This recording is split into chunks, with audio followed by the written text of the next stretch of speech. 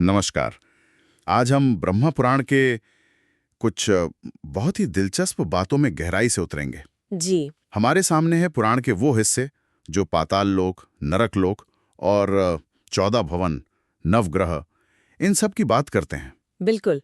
और ये सिर्फ आप कह सकते हैं कि पौराणिक कथाएं नहीं हैं। इनमें सृष्टि, कर्म और आत्मा की यात्रा को लेकर गहरे संकेत छिपे हैं। हाँ। आज हम ब्रह्मा पुराण के इन्हीं उद्धरणों से ये समझने की कोशिश करेंगे कि ये संरचनाएं हमें असल में क्या बताती हैं। तो चलिए फिर शुरू करते हैं पाताल लोक से। हाँ। पुराणों में जिक्र है कि पृथ्वी के नीचे 7 लोक हैं, अतल, वितल, सुतल वगैरह। जी, 7 पाताल लोक। पर इनका वर्णन तो बड़ा भव्य है। मतलब रत्नों से जड़े सोने के महल, एकदम ऐश्वर्य से भरपूर। हाँ, वर्णन तो ऐसा ही है। तो फिर सवाल उठता है कि अगर ये इतने सुंदर हैं तो इन्हें इतनी नकारात्मक दृष्टि से क्यों देखा जाता है? ये थोड़ा समझ नहीं आता, विरोधाभासी सा लगता है। ये एक बहुत महत्वपूर्ण सवाल है। असल में पाताल लोकों की ये जो सुंदरता और विलासिता है ना, हाँ। वही उनका प्रतीकवाद है। ये स्थान मोहमाया और जो अत्यधिक भौतिक आसक्ति होती है, अच्छा, उसको दर्शाते हैं। उसको दर्शाते हैं। हाँ। यहाँ रहने वाले जो दानव, नाग, असुर हैं, हाँ। वो शक्तिशाली और समृद्ध तो है, पर ये जो चकाचौंध है वो आध्यात्मिक प्रगति से भटका सकती है। मतलब ये आज के भौतिकवाद जैसा है। हाँ, बिल्कुल।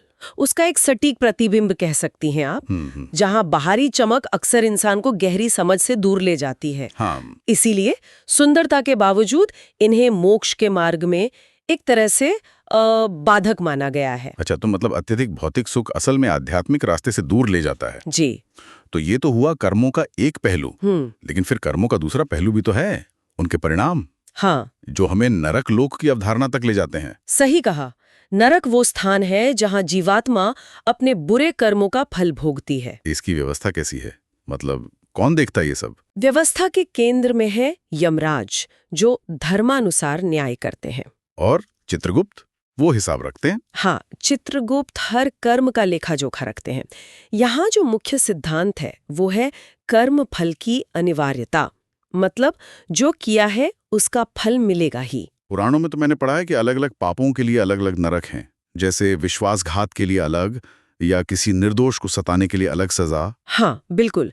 कई नरकों का जिक्र है, जैसे आपने कहा तमिस्र, रौरव और भी कई। उनसे जुड़ी अलग अलग यातनाएं भी बताई गई हैं। पर महत्वपूर्ण ये नहीं कि कितने नरक हैं या क्या यातनाएं हैं, वो डिटेल से ज्यादा जरूरी है इसके पीछे का संदेश। क्या संदेश है? संदेश है ब्रह्मांडीय न्याय का, संतुलन की व्यवस्था का, कि हर क्रिया का एक निश्चित परिणाम होता है और उससे कोई बच नहीं सकता। ठीक है, तो पाताल और नरक के बाद अब जरा पूरी ब्रह्मांडीय संरचना को देखें। ये जो 14 लोकों की बात होती है, भुवन मंडल। हाँ, ये एक बहुत विशाल संरचना है। इसमें कुल 14 लोक माने गए हैं। 14? हाँ। कैसे? 7 लोक पृथ्वी से ऊपर। ऊपर मतलब स्वर्ग की तरफ? हाँ, और 7 पृथ्वी के नीचे, यानी अधोलोक, जिनमें वो पाताल लोक भी आते हैं जिनकी हमने बात की। अच्छा। हाँ। तो ऊपर के 7 लोक कौन से हैं?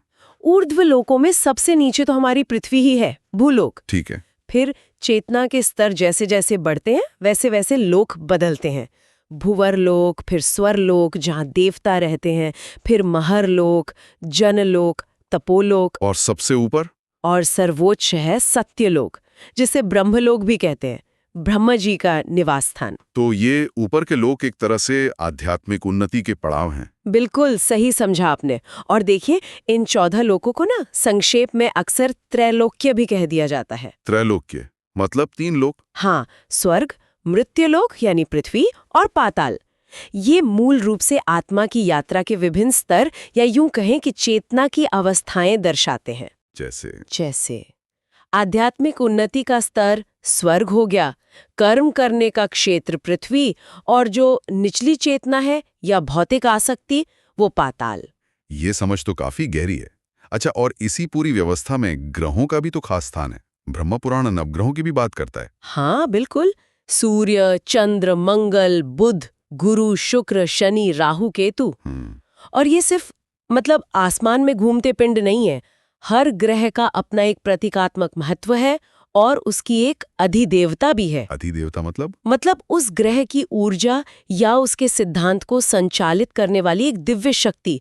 जैसे उदाहरण के लिए सूर्य आत्मा और तेज का प्रतीक है और उनके अधिदेवता विष्णु माने गए हैं। अच्छा। चंद्रमा मन और भाव का प्रतीक है, अधिदेवता शिव। शनि कर्मफल और न्याय के प्रतीक हैं, अधिदेवता ब्रह्मा। ऐसे ही सभी ग्रहों के लिए है। तो ये सिर्फ ज्योतिष नहीं हुआ फिर, ये तो एक दार्शनिक नजरिया है कि कैसे ब्रह्मांड की शक्तियां जीवन पर असर डालती हैं। आपने बिल्कुल सही समझा। ये यही दिखाता है कि प्राचीन भारत में ब्रह्मांड को एक परस्पर जुड़ी हुई इकाई के रूप में देखा जाता था। हाँ। जहां हर छोटे बड़े तत्व का प्रभाव जीवन पर पड़ता है। ये एक बहुत ही समग्र विश्व दृष्टि है, होलिस्टिक व्यू कहते हैं। तो आज की इस पूरी चर्चा से कुछ खास बातें निकल कर आ रही हैं। जी पहली तो यही कि कर्म का सिद्धांत अटल है, मतलब हमारे कर्म ही तय करते हैं कि हमारी गति कहाँ होगी, स्वर्ग नर्क या किसी और लोक में। बिल्कुल। और दूसरी महत्वपूर्ण बात है विवेक का महत्व, कि सिर्फ भौतिक सुखों में जो पाताल का प्रतीक है उसी में न उलझकर आध्यात्मिक मार्ग यानी ऊर्ध्व लोकों की ओर बढ़ने का प्रयास करना। सही कहा। और तीसरी बात ये भी है कि देखिए सृष्टि में विविधता तो है, अच्छे तत्व भी हैं बुरे भी हैं, देव भी हैं दानव भी हैं, पर सही रास्ता चुनने की जिम्मेदारी और विवेक वो व्यक्ति का अपना है। बिल्कुल, सही रास्ता तो खुद ही चुनना है। हाँ जी। तो ये तो बहुत ही रोचक विश्लेषण रहा। जी, और अंत में शायद हम श्रोताओं के लिए एक विचारणीय प्रश्न छोड़ सकते हैं। हाँ जरूर। कि क्या ये जो विभिन्न लोक है, स्वर्ग नरक पाताल, क्या ये केवल वास्तविक भौगोलिक स्थान है, मतलब किसी और ग्रह पर या किसी और आयाम में, या फिर इन्हें मनुष्य की चेतना की ही अलग अलग अवस्थाओं के तौर पर भी समझा जा सकता है, हमारी अपनी आंतरिक मनोवैज्ञानिक सच्चाइयों के प्रतीक के रूप में। इस पर सोचा जा सकता है।